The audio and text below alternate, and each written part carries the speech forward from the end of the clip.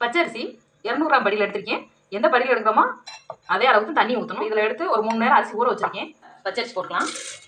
நம்ம வீட்டில் வடிக்கிற சோறு ஒரு 3 ஸ்பூன் போட்டுக்கலாம். சீரகம் போட்டுக்கலாம்.